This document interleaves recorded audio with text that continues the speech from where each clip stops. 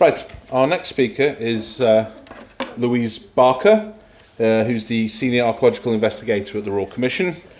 Recent work has included lots of work on the effects of climate change on coastal regions and coastal sites. And when she's not been running up mountains, she's been spending her time doing a survey of the coastal lime kilns across the whole of Wales. And today she's going to talk to us about the coastal lime kilns of Ceredigion. Over to you, Lou. Do you need to get your... Yeah, that'll be good. Sorry. Start. Which one's yours? E-Barker, whoever E-Barker is. That's you.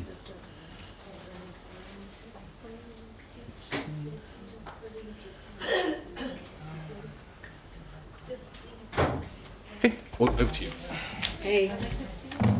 Good morning, everyone. We're going to jump forward quite considerably in time now from Toby's talk to more recent centuries, and I'm going to outline and talk about the work that the Commission has recently been undertaking on one of our thematic projects on lime kilns, which fits in with our wider coastal and maritime strategy. Our overall aim is to create a national inventory of surviving lime kilns, understand their condition, what is surviving now, but also for those that are still there to undertake detailed survey and record of these really underrepresented structures. I should say our work today is building greatly on work that has been done in the past by many individuals, and for this region, particularly that of the work of Richard Moore Collier, who did a lot of wonderful work in the 80s and 90s, who carried out extensive research into the industry. So ours is more about ground-based survey more than the historical research at the minute, and so we're drawing heavily on his wonderful work.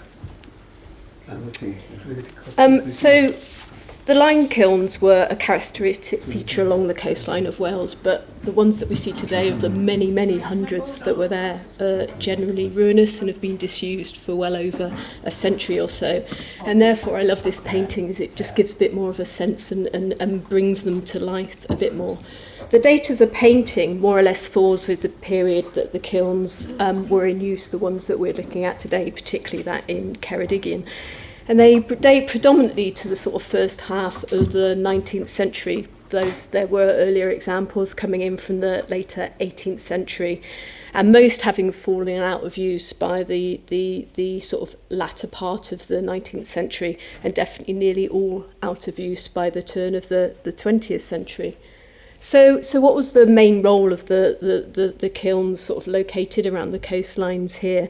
Well, they played a really huge and crucial role in farming life and the agricultural economy. Their function was to produce lime, which was used as a great improver for soil, so almost like a fertilizer, but not quite the same. So it really improved acidic soils. So by ploughing lime into the soils, it improved the growth of crops, such as the barley and wheat, but also spread over for pasture. It improved greatly the condition of grass. And by the sort of later 18th century, lime really had become the predominant agricultural conditioner or fertilizer, and therefore the lime trade began as a result of that. For those areas without access to the raw products, and the raw products obviously being limestone, and also the coal or culm that was used to for the power, then they were delivered inland, mainly along canals and railways, but for those along the coast, the sea was the main point of delivery. So this was very much a seasonal activity. Kilns weren't in use all year. This was predominantly summer work, so the kilns are operating across the summer. And very skillful operation without the use of modern temperature gauges and technology. You know, you had lime burners who needed to know their stuff to get these kilns up to temperature and to keep them burning at temperature for the work to begin. So you had a lime burner, but you also needed labourers as well to move and load the kilns and products. You can see the limestone there on the right, the coal products on the left, the use of carts to take them to the top of the kiln. So these were burning for anywhere between 1 to 2 days. per load. And it's also very much of a social activity, and I think I really like the top left person, because obviously these were great places to be in the warmth as well, so you would have a great gathering of people there. So we can see a cottage at the back near the kiln here, but more often than not you see them as quite isolated structures, but usually there would have been some form of temporary structure there for the lime burners, but not much of these survive in the records. Are very much temporary structures that we see.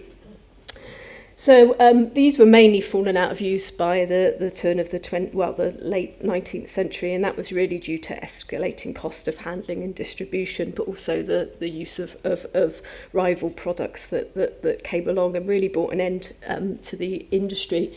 And at that point, most of the kilns have been just solely left to decay.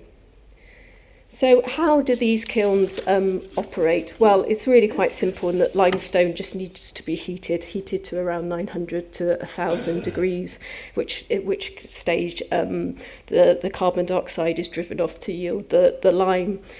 And therefore, the lime burners need to be really skillful to control the sort of air distribution and temperature for these kilns. So the kilns were loaded from the top. You usually have access ramps. They're often constructed into the back of a coastal slope. So you had access ramps up to the top of the kiln where you have your crucible. And into the crucible you layered your alternative layers of limestone, usually about sort of hand-side pieces of limestone with a thinner layer of your coal, and you stack those up. So each kiln, they're tending to be around 6 to 8 metres in diameter or length, capable of holding probably 4 to 5 tonnes of the product. And a ratio of about 2 tonnes of limestone with, say, a third to a half of coal would produce you roughly a tonne of lime. And we're looking at I don't quite know how it all equates, but 3 to 5 cartloads of lime per acre utilised. So you'd layer up your the pot of the kiln, at which point it needed to be lit, and it was lit from below through the kiln eyes. So each of the kiln at ground level, you see these big holes in the side of kilns called kiln eyes. You'd light the kiln from below, and then working with wind direction, so the kiln eyes are usually placed around the kiln, so you can work with the winds and use baffles to control wind, air distribution, temperature of the kiln as well. And it would be left to burn for anywhere between 24 to 48 hours, at which point it was allowed to all cool down, at which point you'd be raking out or shoveling out the lime from the bottom of the kiln again, just loaded straight into the carts and taken away by farmers to place on their fields. So that's the kiln in 2D, but just a quick look at one of the kilns we've been surveying. This is, for those familiar with the area, this is Wachloch, so it's the wonderful kiln that you see on the coast path between Borth and Aberystwyth, one of the finer preserved examples, and one that was it's rather ornate in its build and design as well. We know this was in use. It appears on the tithe maps of the 1840s. Was still in use in the first edition Ordnance Survey around the 1880s, but disused by the second edition survey of 1900s. 1 second, is anything going to happen? Oh, here we go. So follow the hand as we just have a look at this kiln, which was surveyed in using a drone. So we had the ramps up the side, which you can't really see much of now, into the coastal slope. And as we zoom in, we've got the top end, the crucible here, lined with stone, but internally that crucible is lined with brick. So lined with brick where all of the lime and the coal was placed in. And as we move outside with this stone kiln, we've got 3 large kiln eyes there. You can see one in each side. They are wider at the entrance and then gradually narrow into the hole at the rear of the kiln, to allow more air. And that hole at the bottom was where the fires were lit, and also where the subsequent line was brought out as well. So why are we undertaking this work? Well, there's an increasing number of threats to this monument type, and they come in a number of forms. One of the main being development, particularly those kilns that were once located in more urban and built-up area, for example, here in Aberystwyth. And as you can see, this was a pair of kilns that was illustrated on the 1887 Town Ordnance Survey map, which has now subsequently been built over by housing. And the reason we can see on the map, but also their location is now preserved in the street name on the blue house there, Odynau. We also just have general threats that come from just generally neglect and disuse. A lot of these were just placed in the corners of fields or on the edge of land. So once the kilns were out of use, and due to their rural and marginal location, they just have fallen into subsequent neglect and disuse. We also have the threats of vegetation growth. Most of these have been hugely swallowed up by vegetation, making it really, well, causing damage to the fabric of the structures, but actually making them really hard to access. Causing damage both to my legs as well as to those of the kilns there. So I spent a lot of time fighting my way through vegetation, trying to access a lot of these sites for those that survive.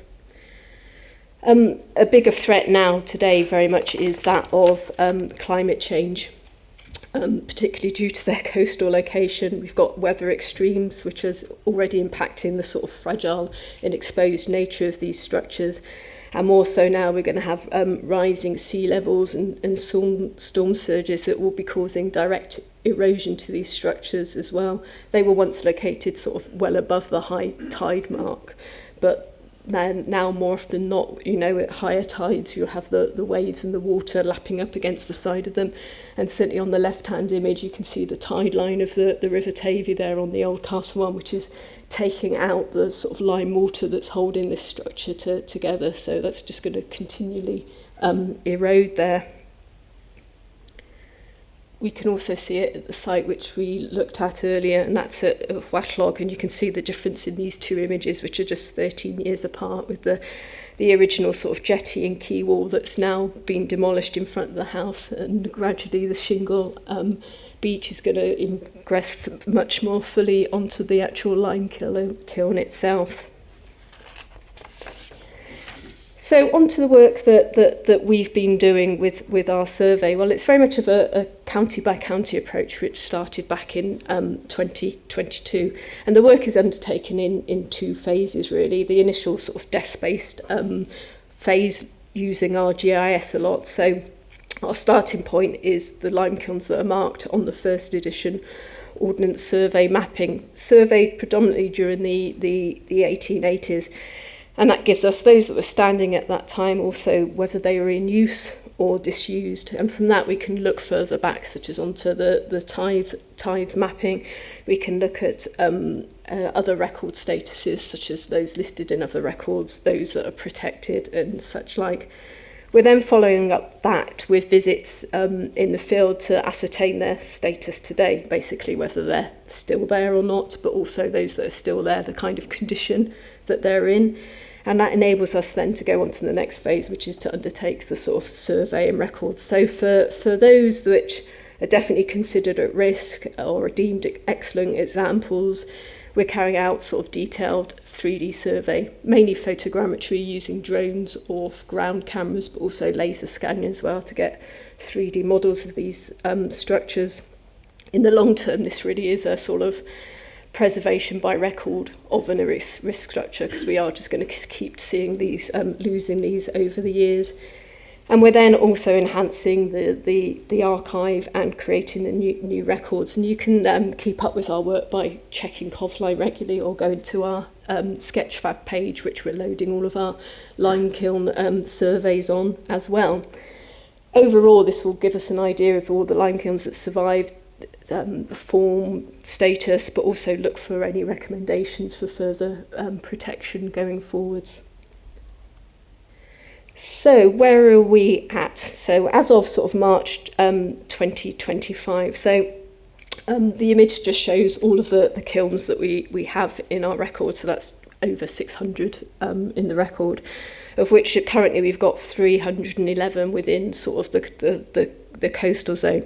And currently the focus of our work has very much been Pembrokeshire, Ceredigion, Gwynedd, Anglesey, and those on the Gower. So this number is going to be increasing all the time. So just to take you round on Anglesey, the desk-based assessment is done, field visits are underway, so we've got looking at around 22 kilns. In Gwynedd, we've more or less finished our work as akin to the sites in Ceredigion.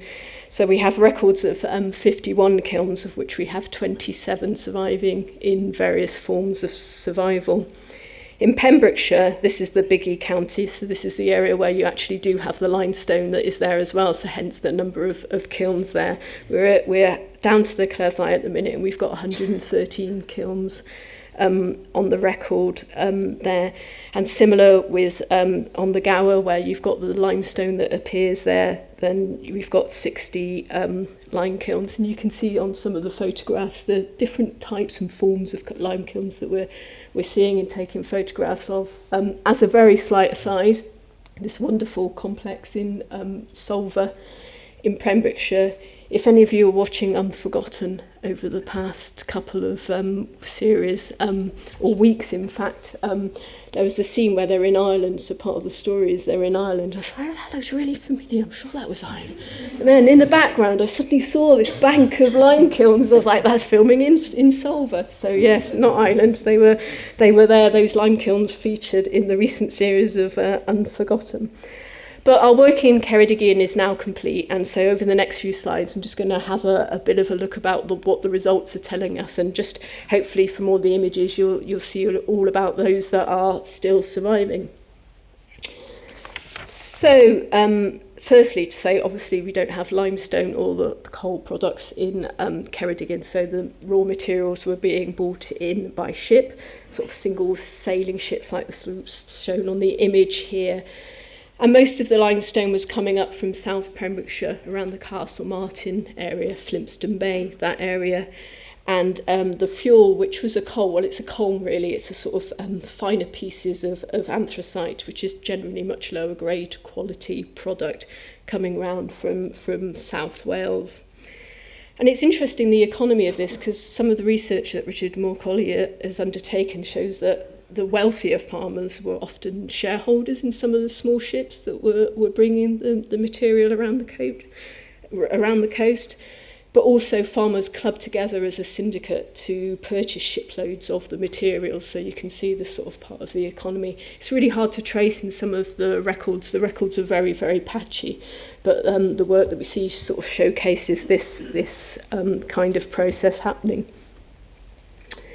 So what can I tell you about the lime kilns of Ceredigion? Well, the desk-based assessment area created us a list of 65 kilns. Wattlog in the north, the most northerly, and the southern extent was down near Llechred, which is almost like the maximum extent of the tide of the tidal range of the river on the Tavy there. We have multiple kilns in some areas some are mainly urban centres and built-up areas and harbours such as Cardigan and Aberystwyth. And in Aberystwyth itself, we have 9 noted around the harbour in the Trevechan area of the town, 2 of which survive today, good condition. So go down and have a look at them on your way home if you'd like. Here the kilns were operated on a more commercial basis and selling directly to the farms in the area. And research by Richard Moore-Collier, he was able to look at the accounts of some of the Trevechan kilns, but just covering a period of around 6 years. And over 6 years, he traced 114 purchasers, and these were vastly the majority of farmers from the local area. So bounded in the north by the Rydal River, Llandaniel village in the south, and extending further east to Ystwyth, so quite a large catchment area. And in terms of volume, the kilns at that point were recorded as producing nearly 32,000 bushels of lime. Now I had to do a Google search because I have no idea what the equivalent of a bushel is. And Google tells me that the bushel is around about 36 kilograms of lime. I need to sit down and work that out. So of these 65 kilns, 49 were located from the first edition Ordnance Survey mapping, which was surveyed, so it gives us a point in time around 1885 to 87. subsequently published in 1886 to 9. Of the 16 that weren't depicted on the first edition Ordnance Survey maps, these are mainly found by subsequently going backwards through the tithe maps and records. Not the best to look, they are a bit sporadic in what they're showing, but they do have provided more information on that sort of earlier phase of kilns. And one example of this is at Aberrath, just down the coast, where we just had the one kiln shown on the Ordnance Survey mapping, already old, noted as old at that date. But if we go back 40 years or so on the 1843 tithe, we can see a bank of 5 kilns there, all associated with the adjacent sort of strip fields and slang systems there. None of these survive now. Coastal erosion has taken these a number of years ago. So what can I tell you about the form of these kilns? So of the 65, we had 24 single kilns, mainly circular or square in structure, 6 to 8 metres kind of width and diameter, relatively small structures. There were 10 pairs of kilns, so we had 3 sets in Trefechan in Aberystwyth, 2 in Aberaeron, Caibach and Llangrannog. As you can see, this is an image of the Aberaeron kiln, so hopefully you can just see, interestingly, we have a round pair. There we go, a round pair and a square pair there. I don't suppose many know that when they come into Park, that surrounding Good Boat Store now is the remains of the pair of kilns in Aberaeron there. The southerly pair now it was subsequently with housing from around 1905. But what does survive in Aberaeron is the associated limehouse, which stands in the car park there. So that's quite a rare survival of a feature there. We also have groups of kilns, so those that appear in sort of numbers of 3 to 6, and that's at Aberstrynsech, which is near Llanrustyd, which we'll look back at more in detail later. A spank in Aberporth, and also two banks in Cardigan, just on the south side of the river, as seen on this 1834 plan of Cardigan byward. So you've got one bank of kilns there and one bank of kilns there. These date records show that they're dating sort of late 18th century in date. They're shown on the first edition Ordnance Survey, out of use again by the second edition. I didn't think anything would survive of these kilns, and I did go and have a quick look and was actually surprised to find that the very end of this bank of kilns to survive. So this is the side end of the kiln, and this here is just the sliced end of one of the kiln eyes into the kiln. And as you walked through, you've also got the crucible, which has been totally sliced in half, so you can see it cut into the rock with the upper layers of brick surrounding the structure there. So a little bit survives of those structures. So I spoke about the sort of dates that these kilns were in use, and at their status at the time of the first edition Ordnance Survey, 1885 to 1887. So there's 16 that aren't depicted on the OS, so we're presumed that they're gone, no longer standing. 19 of the 65 aren't depicted on the OS, so obviously still standing, but are nicely labelled by the OS. It's wonderful. They've labelled them as old or disused, so it gives us that point in time of use, which gives us a number of around 30 that were still in use at the time. By the second edition map, which was resurveyed in 1904, we've only got 2 kilns in Ceredigion still in use along the coast strip, one at Gilfach and the other one at Cwmtili.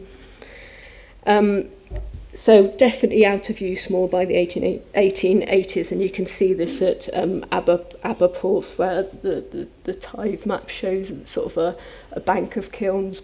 1840s, 1880s, only 2 there still standing, but labelled as old, and all old of the kilns on the other side of the Traeth Dyffryn. None of these survive today. No evidence of these at all surviving today on the ground. So what of that survival today? Well, this has all been verified by field visits, and of the 65 kilns, we've got 23 that remain standing, so that's 35%, but all of varying conditions. So 23 compared to 49 in 1885. and 42, so 65%, where we've just got no evidence, so fully destroyed.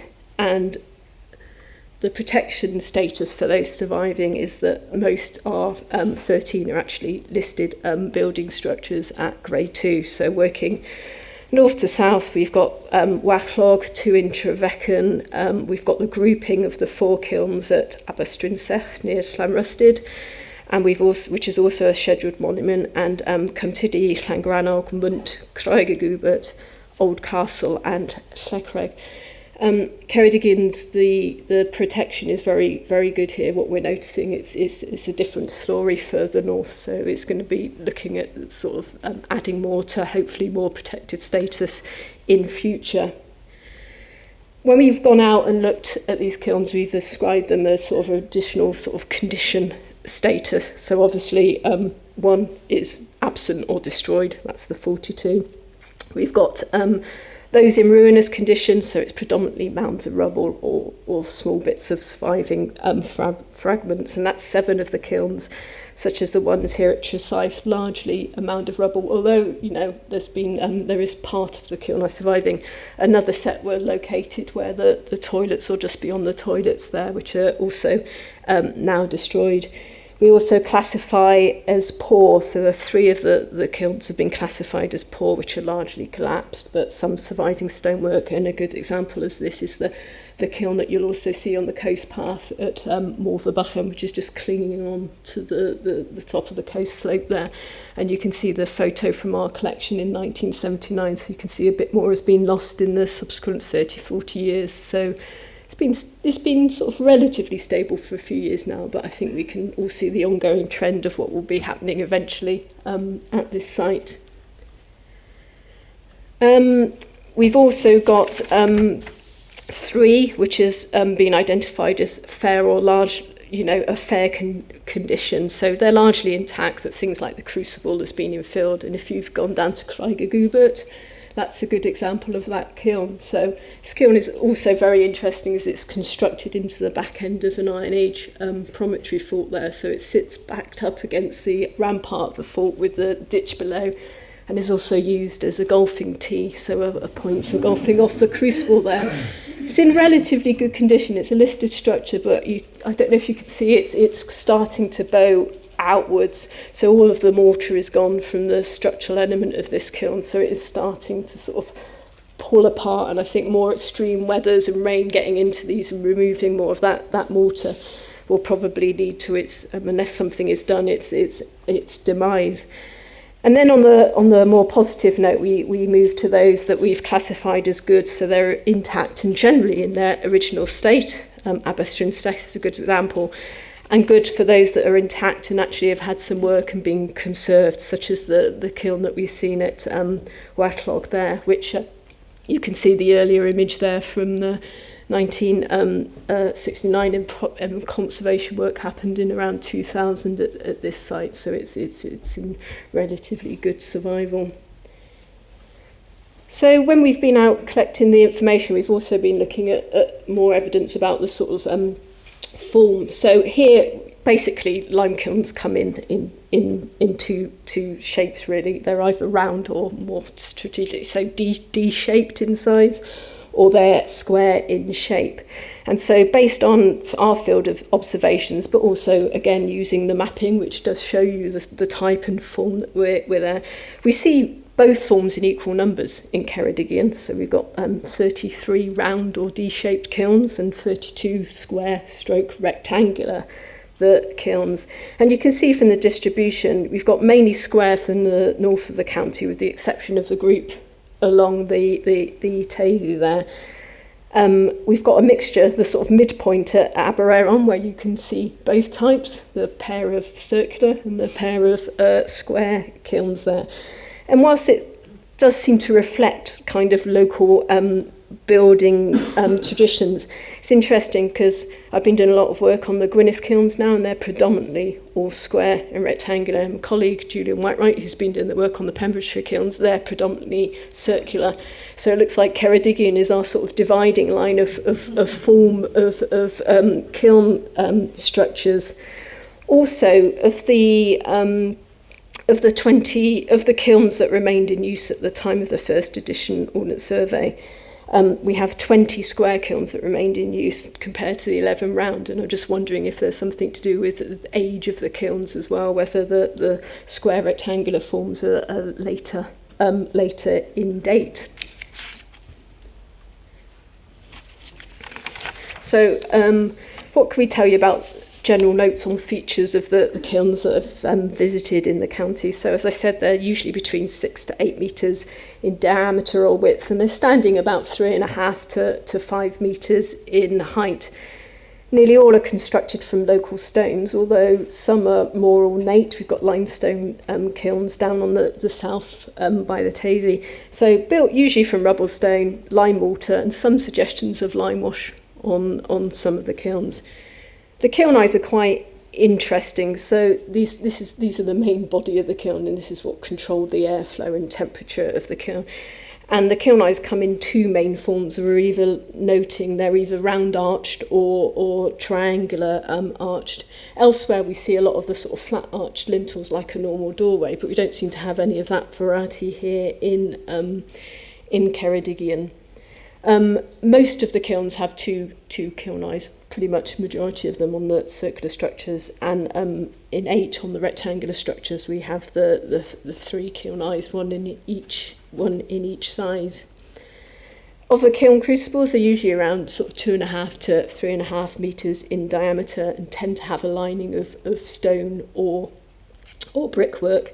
And these needed to be replaced every couple of years. Think of the intense heat that's coming out of them, so you often see the real strong signs of burning and vitrification on the lining.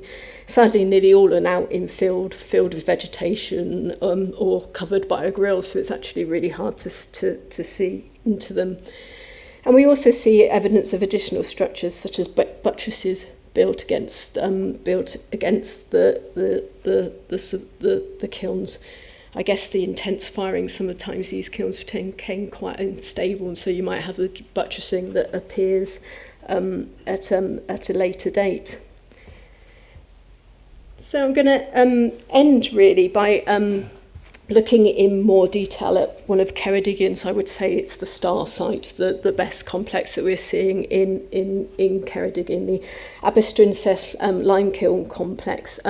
Certainly the best in the county. I'd probably say it's one of the best coastal groupings that we'll see along the coast of Wales, full stop really. And it's a protected site both as a listed structure and scheduled monument, but you can see there vegetation growth and erosion on this soft sediment coastline means that that's the major threats to this site.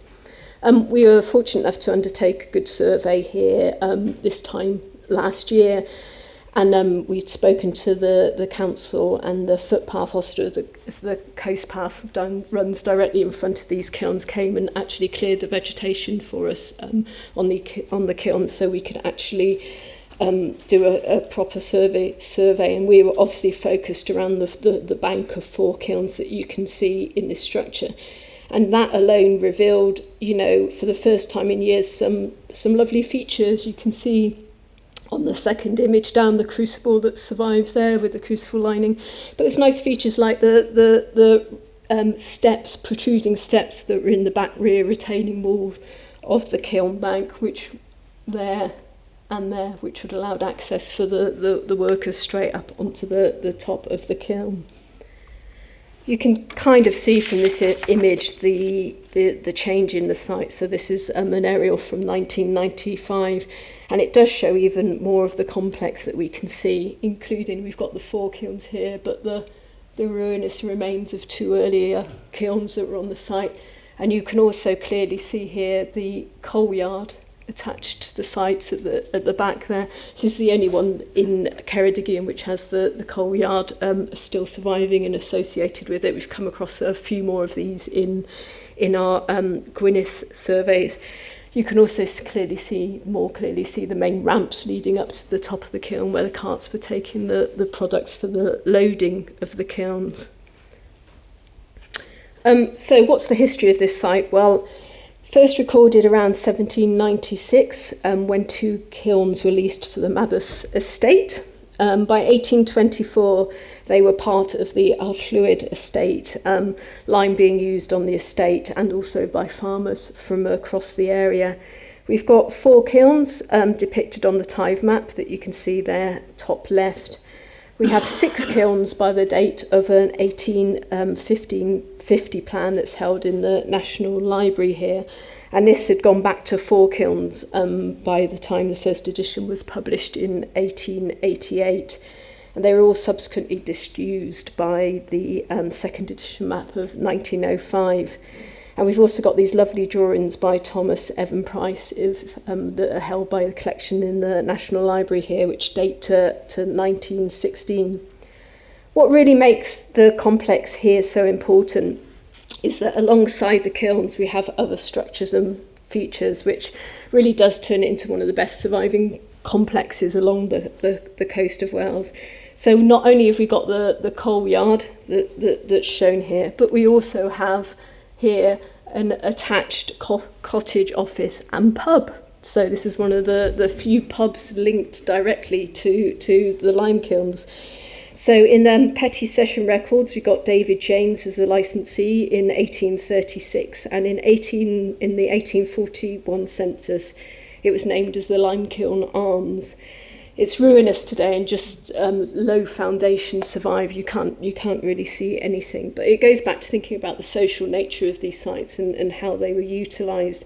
So farmers would obviously be travelling. They'd obviously be helping the use at the kilns. So you're there for like 2 or 3 days. So you've got plenty of time for a few drinks in the pub whilst you're waiting for your product. But we've also got features here down in the intertidal zone next to the kiln. We've got a winch which has fallen down from the cliff top, that's seen on the top left. We've got the remains of a breakwater, which is the large image in the middle. We've got a whole series of groins and jetties along there as well. So this all served the coastal trade associated with the kilns. So the breakwater providing the shelter for the trading vessels unloading the limestone and coal at the series of jetties. And Maud Collier notes that by 1850 the kilns here were being supplied by up to 13 ships at a time during the lime burning season.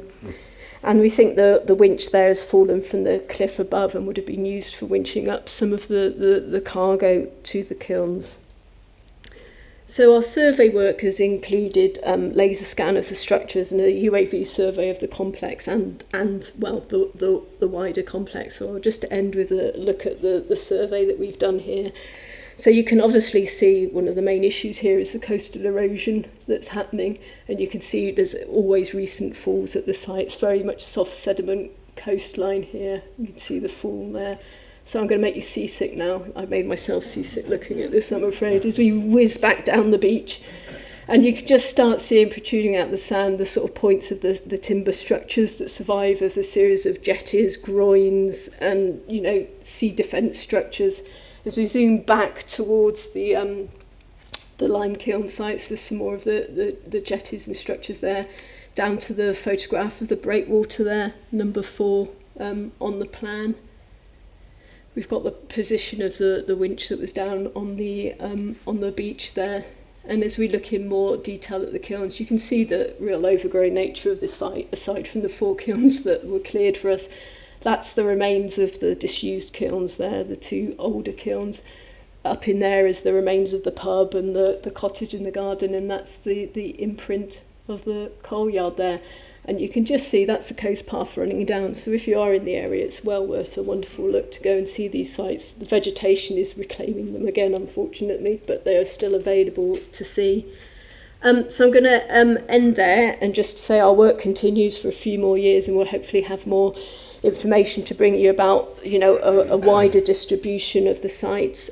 You can obviously search for Lime Kiln on Covline, go to our Sketchfab page, and there's a few references below there to the wonderful work that Richard Moore Collier has carried out on the industry. So thank you very much.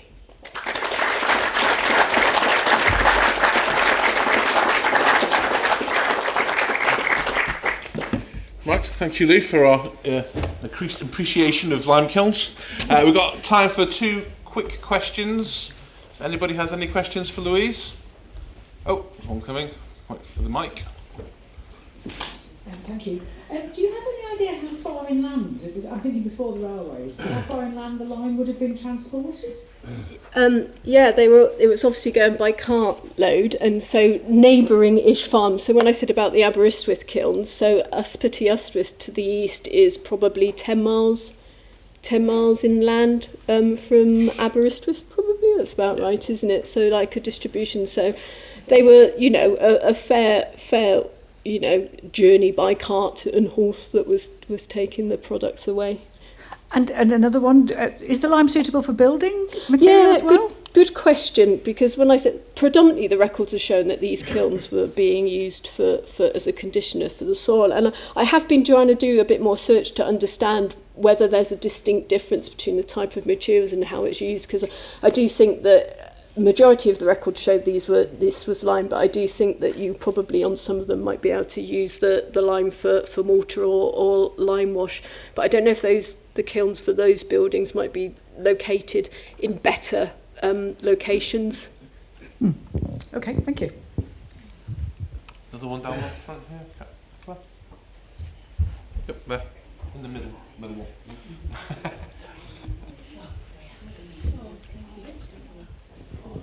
I used to regularly stay at Cwmtwdi, and it was at the end of the summer holidays. I've been doing teaching on summer courses, and they fired it. And I said, when are you going to use this? He said, well, when this is done, it's going on the land, and then all those lovely little lambs will eat lovely grass, and I'll sell them, and then I'll get some more. So there was a seasonal thing. Yeah. For that, I mean, I'm sure it's not the same for all, but he just had some and fired it, and Yeah, definitely seasonal, summer season. So for crops and to improve the soils, you'd be ploughing it in around autumn time once you've done the crops. That's right. But for pasture grass, you'd probably be spreading that earlier He was in spreading the it summer. on the different fields he'd got. Yeah. And the donkeys as well. Yeah, no, the one there is wonderful, because up until probably 20-30 years ago, some of our images show wonderful timber structures, garages isn't it? around there. Yeah. So the structure itself is still there. It's one of the ones that we've been and surveyed. Are the donkeys still there as well? I don't know about that. I should know, because I Woke do me up every morning. But but there was a couple in Llangrannog, one survives, and the other couple are no longer there. Yeah. Diolch. Okay, thank you. Louise will be around if you need to ask her more about lime kilns. I'm going to quickly move on to the next speaker to try and make up some bit of time.